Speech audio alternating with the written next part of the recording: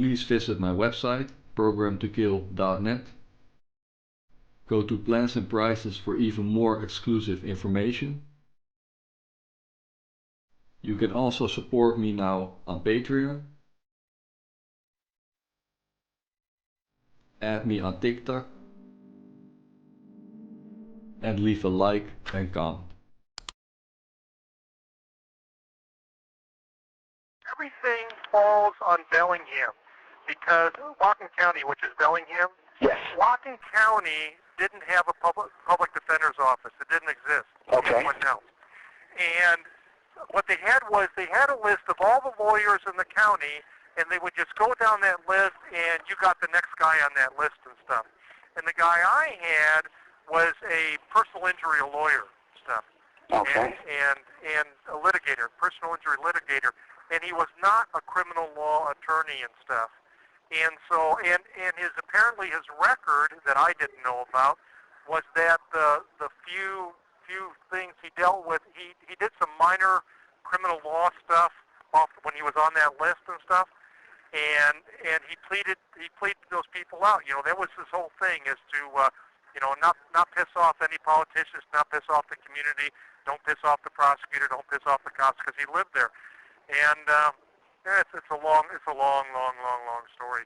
But anyways, this guy would come to me and he would gripe to me about the money he was losing in his practice, and he lost thousands and thousands of dollars and stuff by having to represent me, and on top of that, his pregnant wife went to the mailbox one day and found a dead snake in her box, and he was real freaked about that, and the fact that I would not admit that I did anything, and kept telling him I was innocent, and kept refusing to admit guilt, and turned down 2 plea offers, and just him and I were at war. I mean, him and I argued almost on a daily basis. He'd come to the jail and would be on, Really, it was that struggling. Yeah, we would be on, and what changed it was the freaking hypnosis.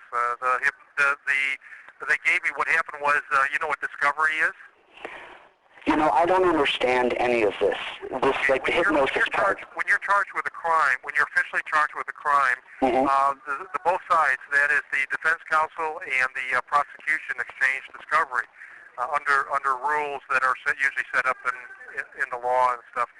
And what happened was, through discovery, he gave me all police files and access to all police photos. And all the files were in one box. That was the entire, everything the police knew, I knew by reading those files, and he put them in my cell and wanted me to read through all of them so I could. The idea is to assist in your defense. That's the whole purpose. Okay. And then when the LA thing happened, instead of giving me files on the 13 there, they only gave me files on the 10 there, and so I studied those. And meanwhile, I'm having these visits with them, and I'm telling them, this is BS, and you need to look into this, you need to look into that, and that's crap, and there's nothing there. No, there's nothing there, and and I'm having these daily battles with them. So he goes to a legal conference, and he bumps into this odious slime ball named John Johnson. He's a social worker, and John Johnson has a couple of ideas. And John Johnson was doing this bullshit thing called psychodrama. And Okay. John, do you know what psychodrama is? I know I don't, but Well, it's a horrible, really retarded thing where you go into a room with whoever's doing the psychodrama, and there's one chair in the room. And you take, what he does is he will sit down, and then he plays whatever role he wants you to adopt and stuff, because the supposed theory behind that is that if you role play enough, that it'll break through repression or break through whatever they think you're having a problem breaking through with and stuff. So anyways, kind of sounds like a bunch of bullshit. Well, it was a bunch of bullshit. But anyways, I'm spending weeks and weeks and weeks reading, studying, absorbing all this crap and everything. And then they turn around and get the bright idea to put me under sodium pentothal, the truth serum. And then suddenly one doctor steps in and says, well, no, you really can't do that because it's really dangerous and you can die and all this other stuff. Okay. And they came up with the idea of regular hypnosis, and that's where it started. And then it just went downhill from there because they brought in John Johnson, this moron psychologist from Montana, Okay. who did the hypnosis. And on top of that, he turns out to be a zealous advocate of multiple personality disorder. So what this guy does through his questioning and everything, he creates all this stuff, and on top of that, he turns around and he goes after the very information that was in the report. Now the problem is that you can't tell the difference between whether I'm saying stuff from memory or I'm saying stuff from the reports. But they went the latter way, Okay. They went the former way rather and stuff, Uh-huh. That's what they wanted to do, and it just went all downhill from there. But before that, I was perfectly fine, and I had no memory of doing anything, and I told them I didn't do anything, and I turned down 2 plea agreements, and once the hypnosis and John Johnson got involved, it was all downhill from there. And then Watkins, right in the middle of everything, he did a post-hypnosis suggestion that I wouldn't remember anything until I was emotionally able to handle it. Mm-hmm. I get done with the hypnosis sessions, and I don't have a clue what's going on. It just know that a bunch of time went by and everything, and they tell me everything's fine, I'm doing fine, and everything else and stuff. And all of a sudden, I read in the newspaper. What happened was not John Johnson, but John Watkins turned around and leaked everything to talk to Time magazine reporter and stuff. And the Time magazine reporter's story went over all the wires, and everything I had been saying of the hypnosis was leaked. And it was just downhill from there. Man. Oh, it just goes on and on. What a journey. There's a lot of stuff you don't. Yeah, there's a lot of stuff you don't know that a lot of stuff you and the world don't know. But Beverly Hills is beautiful. Yeah. Oh, yeah. I used to have a key card. So I used to go to the Playboy Club, which was in Century City, which is just past Beverly Hills. You drive through Beverly Hills, Mm-hmm.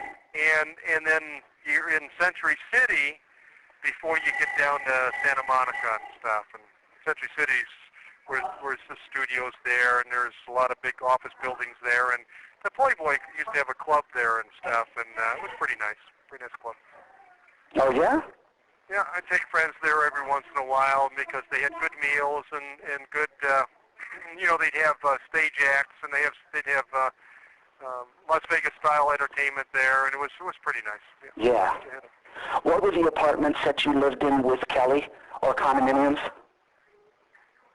No. No. Where did you live? You lived in L.A. She lived in on Franklin Street. She lived in an apartment building that Janis Joplin used to live in and stuff when she was alive. And Oh, were you ever there? Did you ever see her? Janis Joplin? Yeah. No. Janis Joplin was long gone. Long dead when I came to California. She had been for many years. She had been. Oh, okay. No, I just knew that, Kelly had just said that, Janis Joplin used to live in this, No, never lived in a condominium. Nope. Where did you live when you lived in L.A.? L.A. Yeah, you lived in L.A. Yeah, lived with Kelly in Glendale, and lived with Kelly in Hollywood for a moment until we moved.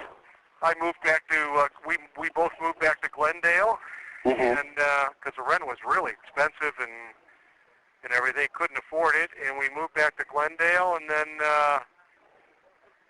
I was working a job in Glendale, and she came to Washington State, and as soon as I could afford it, I loaded the rest of her stuff in a trailer, and along with my stuff, and moved.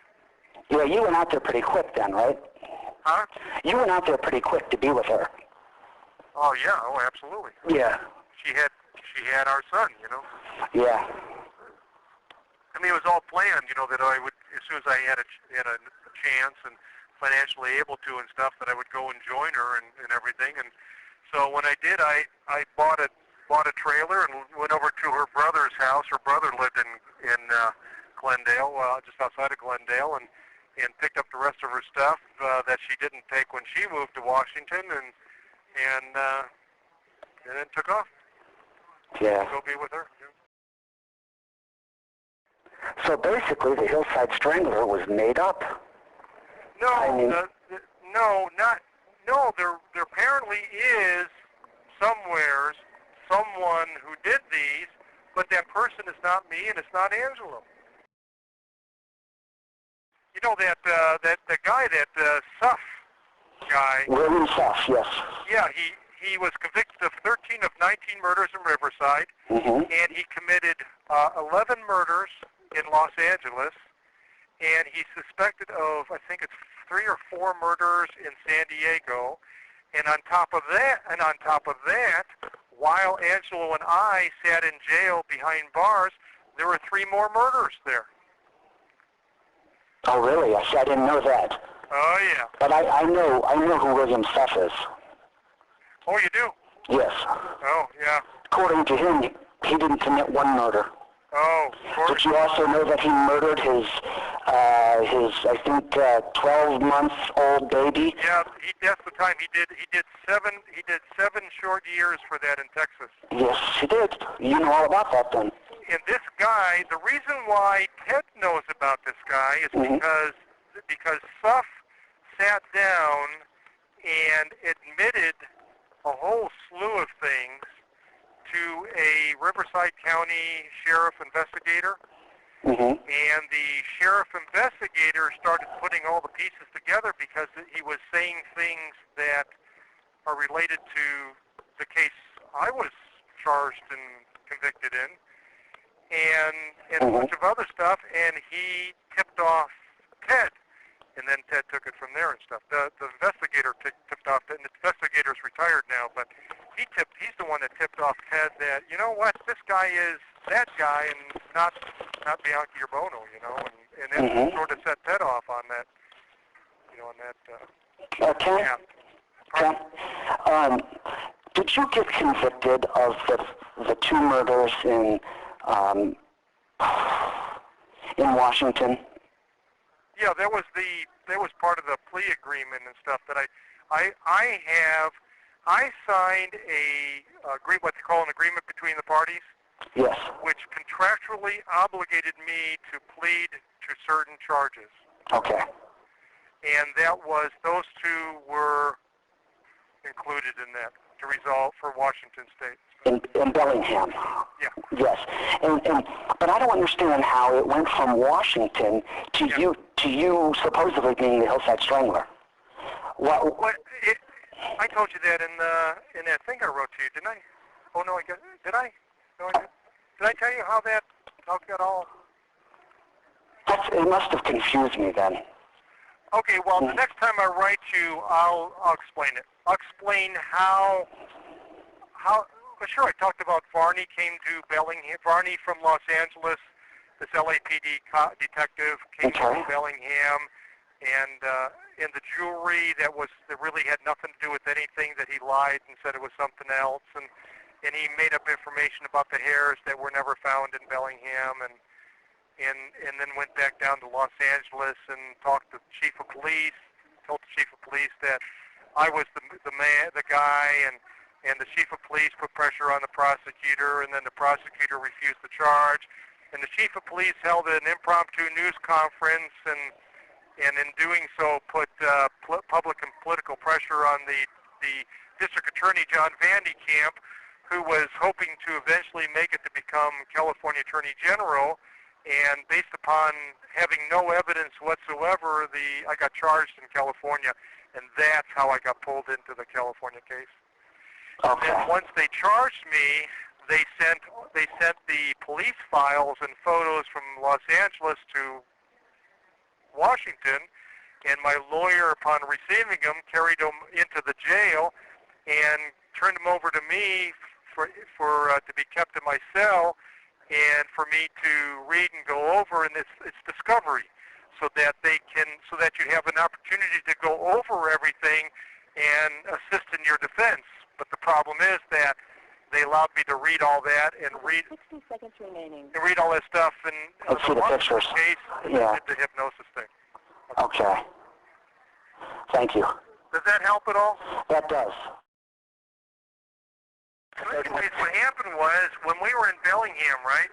Mm-hmm. They tossed this overhead view of this short street. It in the deal looked like probably about a third of what would be the size of a block or something. Anyways, it was a short side street, and they said mark on the deal where the car was, where she parked, and blah blah blah stuff. Well, I had read that in the reports, but the problem was the report didn't say exactly, wasn't specific as to where her car was parked.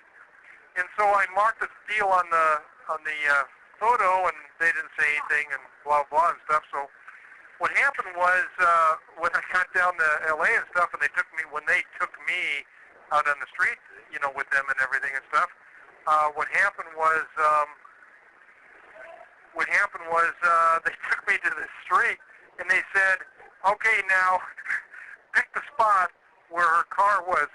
I didn't have a freaking idea, man. I didn't think you did. And so what I did was I saw a spot that kind of looked like the spot on the photo that I had where I had made my mark and stuff.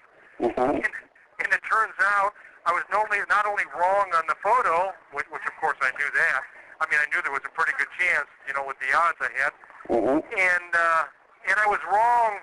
I was wrong when I was standing on the actual street.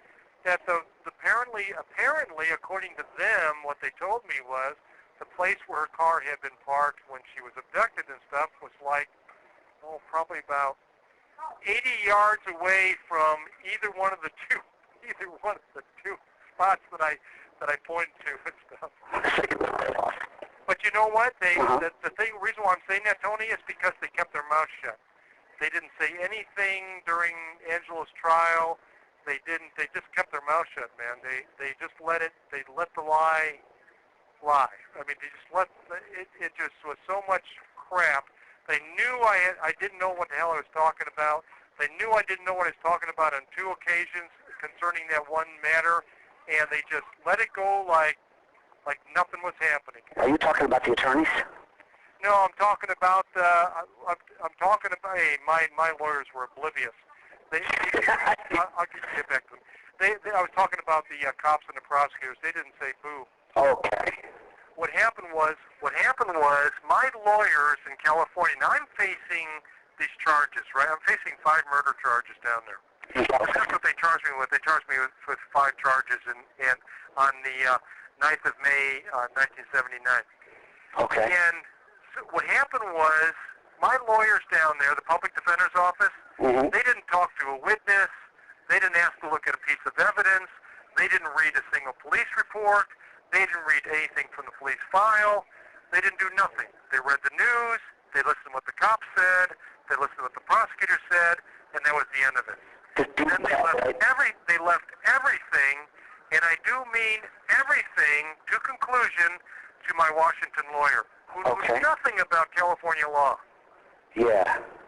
When you were here, it was a good time, I'll tell you. I really. But nobody was there to watch my back. Nobody was there to watch out for my rights. Nobody was there to watch these people, and I had nobody to turn to say, "Hey, don't you see what's going on here? I don't know what the heck I'm talking about. I'm feeding them this stuff, and it's baloney, and they're accepting it." Yeah. When I went into the deal. And it didn't start out that way. When I went into the deal after the hypnosis, and I went into the prosecutor's library in Bellingham, Washington, where the cops from California were all sort of, together and everything.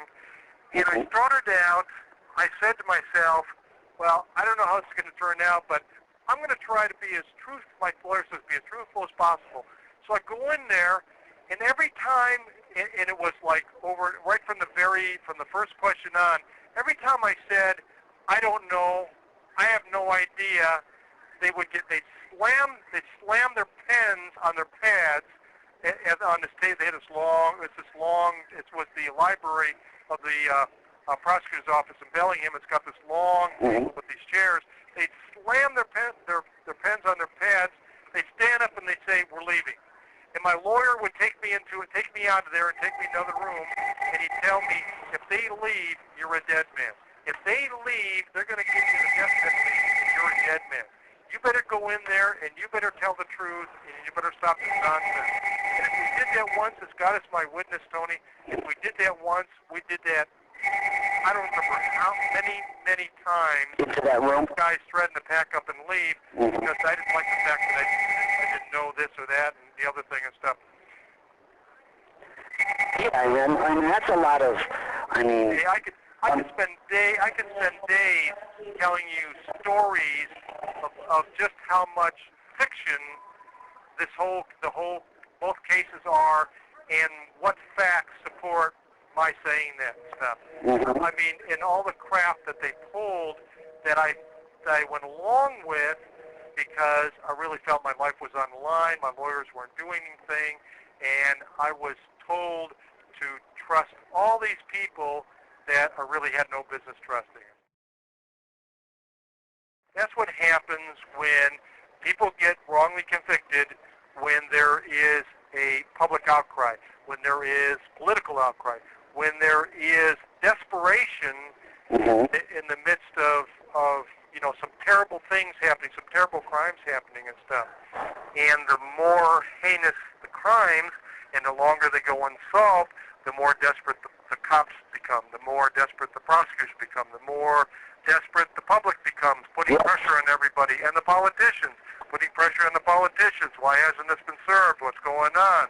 Why aren't you making it safe out here? You know, all that stuff. So if I can in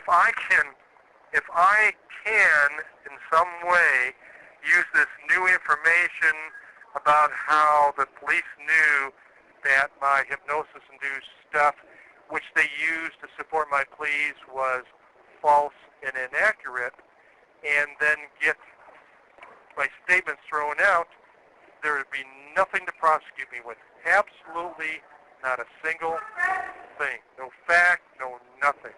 But that's the problem, because of all the hysteria and all the, everybody figuring it's settled and everybody assuming that people in hypnosis tell the truth, and then all the garbage that's been piled on after my convictions, as far as people saying things that really aren't supported by facts, aren't supported by evidence. I've seen so much speculation, Tony, so much bald speculation now accepted as fact in the public, because after I pled guilty, it was open season. Yes. And I had no defense against anything anybody felt they wanted to say because I was libel-proof. Remember I told you about that early on? Yes, I remember that. Did Kelly testify against you? Did what? Kelly testify against you. I don't know what Kelly did. I don't know. I maybe know about 3 or 4 who testified during Angelo's case. I don't know if Kelly, I don't know if she testified against me. Listen, Kelly went on, I was in jail and I had a little radio, and Kelly went on KABC radio in 1979, early 1980. I was in Los Angeles. I was in jail in Los Angeles, and she went on there, and she went on this radio show, and she said, and she didn't know any, there was nothing to know. I lived with her, and she said, what's weird? He was home every night. He was home with me. He lied in bed next to me, and Kelly's really not a stupid person. And she told this reporter, what I don't get is that if he had been out all those nights supposedly committing these crimes, wouldn't I have put that together that, oh my goodness, he's been out this night, and this night, and this night? She says, but the fact is that every night he was home with me. Stuff. Wow. And that's exactly what she told this woman reporter on KABC radio in Los Angeles in it was late 79, early 80. Okay. And about Angelo's crime when you were in L.A. at that trial? Pardon? Was it in L.A., the trial for Angelo? What was what in L.A.? The trial for the California crimes. What about it? Yes. Were you like sitting next to him in the trial? No, I was not in. No, it wasn't my trial. I had nothing to do. He had totally different, totally separate prosecutors. I didn't have a trial. He had a trial. I wasn't in the courtroom, which is why I didn't know what the two Bellingham police investigators said during his trial, because I wasn't in the trial. I wasn't at the trial. I wasn't privy to what anybody was saying, except occasionally what showed up in the news. But pretty much I was totally in the dark. So was my lawyer. My lawyer wasn't in there either. The only time my lawyers were in the courtroom was when I was in the courtroom, when I was giving testimony. Yes. When I wasn't giving testimony, I wasn't present in the courtroom. Because it wasn't my trial. Was it tough, the feeling between you and him when you were testifying? Oh, I don't know, Tony. I don't know the answer to that. All I know is that the district attorney's office realized that my statements were bogus, not true, and that there were too many inconsistencies to ignore. Okay. The district attorney's office under John Van de Kamp, who was the district attorney of Los Angeles at that time, he turned around. This is at the start, before the trial started, Buono's trial started. And he and his staff went through every piece of document, every fact, every piece of evidence they had, and his Van de Kamp's deputies, who was Jim Hines and Roger Kelly, walked into court and moved to dismiss all charges against Angelo, because there was literally my statements were deemed unreliable, and there was no other evidence to link Angelo to any crimes. Oh. None. All they had was garbage, questionable information. What they did was they did the sink approach. In other words, they even threw in the kitchen sink. They didn't. The judge called the police chief that night. He said he would take under advisement, and the police chief, according to his book, told the judge, you need to go ahead with this prosecution. So the judge dismissed the district attorney's office in Los Angeles and put the attorney general's office on the case. And the reason why he put the attorney general's office on the case, the political reason was that the attorney general, Dugmagian, was running for governor, and the judge in Angelo's case wanted to be elevated to the state Supreme Court, but he could not be elevated to the state Supreme Court unless the trial went forward and Dugmagian was given the case and Dugmagian became governor, because in California it's the governor who appoints who goes on the Supreme Court. Sure enough, Dugmagian, who was the attorney general who was given the Buono case, he became the governor, and when he became the governor and the Buono trial was over with and stuff, he elevated Ron George to be Chief Justice of the State Supreme Court.